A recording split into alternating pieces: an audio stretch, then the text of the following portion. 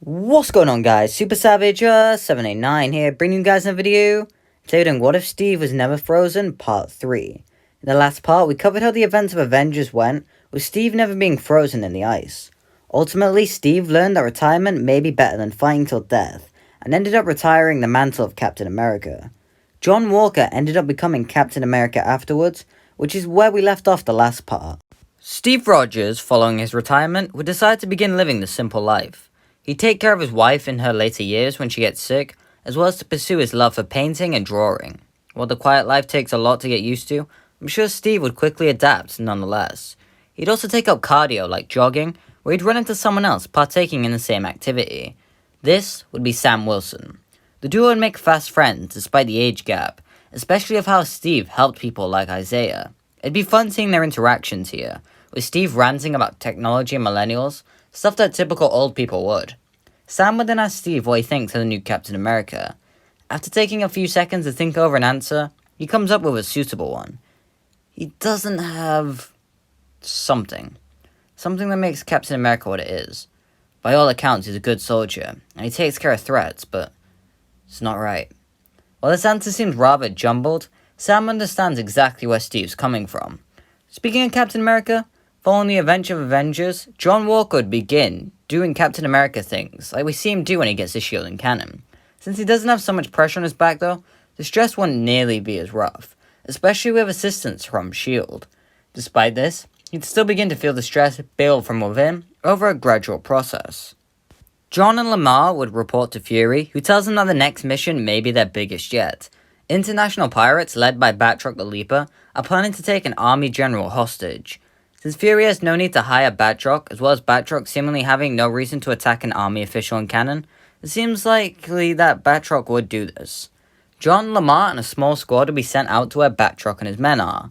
For sake of simplicity, we'll say it's a boat. They begin taking out the men one by one, though it'd be different how Steve fights them. This is because John uses a gun and isn't as physically gifted. They would locate where the hostage is, as well as where Batroc is located. Being arrogant, John rushes on ahead to fight the trained assassin. Batroc goads John into fighting about weapons, and the duo engage in combat. John would proceed to be beaten down by Batroc, leaving John dented into a wall. Batroc would then escape with a few of his remaining men, and while the hostages were saved, John sees this as a loss. Back on the Triskelion, Fury and John have words about what he did. Fury chews him out for compromising the mission due to his own arrogance. While John wants to argue, Fury cuts him off, telling him that maybe he isn't ready for real missions. Being a propaganda tool may be all he's useful for. John argues that he is Captain America, and Fury tells him to act like it. So John leaves, his rage beginning to build. Fury would then pull out his covert phone and calls out Bucky, telling him that he has a special task for him. Back with Steve, he'd leave his wife's bedside after administering medicine to her and ends up going to Sam's veteran meeting. The duo began talking yet again, with Steve mentioning how maybe he should come to a few of these meetings. When hearing about Sam's story, it rang a few bells in Steve's head, telling him that something about this story sounds familiar. Back with John, he'd be with Lamar trying to cope. Clearly seeing how stressed out his friend is, he tells John maybe he should take a break. He'll go in pursuit of Batroc, see if anything comes up, and then he'll let him know. While John is reluctant, he does need a break, thanking his friend. He tells Lamar he'll pay the coffee bill as he leaves John sat alone. As John is about to leave, he'd get a phone call from an unknown number. He answers it, immediately being confronted by a German accent, which I will not be replicating. Just imagine the person who isn't John to be German. Jonathan F. Walker, aka Captain America. Born November 1986, married to Olivia Walker. Current coordinates are, who is this? Think of me as a friend. I can help you find George Batroc. Where is he? Patience, Captain. All will be revealed in due time. I've sent you the location on your phone. This is a trap. I swear all. If you believe this is a trap, then feel free to ignore it. But I know you're desperate. The stranger would then hang up. While John is reluctant, he would head to the location he was given, suiting up in full Captain America gear. It's an old army barrack, appearing desolate. He'd enter the building and goes down an elevator, being face to face with a computer and a couple dozen hard drives. After pressing a button, the computer turns on, telling John that it's about time. He introduces himself as Zola and explains why he's stuck in a computer. Upon hearing that Zola is Hydra, John thanks him for introducing himself. This is just the bust he needs to get back some confidence at S.H.I.E.L.D. Zola tells him not to be so rash. Together they could accomplish so much more. Batroc is hard to track now, but what if they didn't even need to track him? What if he was already dead? Zola would then go on to explain Project Insight to John, which he thinks sounds like a good idea. He asks Zola what's in it for him, and Zola tells him fame, as well as recognition as the best Captain America. In actuality, it will lead to the freedom of Hydra yet again. John will be waiting around with Zola, as Zola does his best to track Batroc and his men. As they are waiting, John is hit from behind by a metal arm. It is none other than James Buchanan Barnes, having tracked John here. He tells John to come quietly, but John can't have that, declaring that he's Captain America. He will do this all day.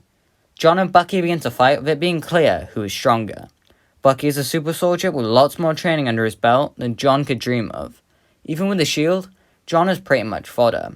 Before Bucky can do too much damage though, Zola begins to speak the words to awaken the Winter Soldier. Bucky would become a blank slave, ready for orders, which amazes John, thanking Zola for saving his ass. Zola tells him not to thank him yet, as this control is only temporary. Now, however, they can siphon his blood. He then asks if John wants to be a super soldier, which he agrees to. For the next couple of weeks, Bucky will be kept under constant surveillance and mind control while his blood is siphoned and tested. Combined with the formula he made back in the 1940s, Zola would be able to replicate the serum which he'd give to John, keeping him on a leash for a lot longer. Over with S.H.I.E.L.D., it'd become news that Bucky has gone off the grid. This would really get to Steve, especially since he can't do anything about it. To try and make Steve feel better, Natasha would be in charge of searching for him along with Sharon and other highly trained soldiers. This would mean that they'd be less focused on tracking down Batroc. Zola would locate Batroc and his men in France, reporting this to John. He'd get suited up, telling Zola that he'll take Bucky with him. It'll look even better for the press. Naturally, Zola doesn't want this, but he knows he needs to keep John on the line, so he'd allow it. John would report to Lamar about Batroc's location, who would radio in, agreeing to meet him in France. The next day on the news, it'd be reported that Captain America has landed in France. It's international news, this is Captain America. With him would be a masked man, as well as Lamar. While most wouldn't recognize him, the metal arm is a clear giveaway of his identity. Seeing Bucky so stagnant, combined with both his and John's disappearance, leaves Steve shaken to his core. Clearly something is wrong here. Plus with all the high-level agents unavailable at the moment, Steve would only have one option left. He heads to Sam's house, where he shows him the news footage. He then tells Sam that he read up on his file to refresh his memory. His feats are impressive. He then asks Sam to help his friend. Clearly he's in trouble, and Sam is the only person who can get there in time. It might be nothing, but his gut tells him otherwise. Of course Sam would agree, feeling honoured that Steve would even turn to him. He gets suited up and flies off as fast as he can to France, which is where we're going to leave off this part for right now. We're halfway through Captain America 2. So what did you guys think of it so far? The setup to me is quite interesting. Having John Walker teamed up with Zola, I mean, what's not to love there? We're tying up all the loose ends, and plus we have Sam in the mix, as well as Steve still doing stuff. Bucky is also there. His brainwashing never went away, did it? Because no Wakanda. So how will that play out going forward? And yeah, bye!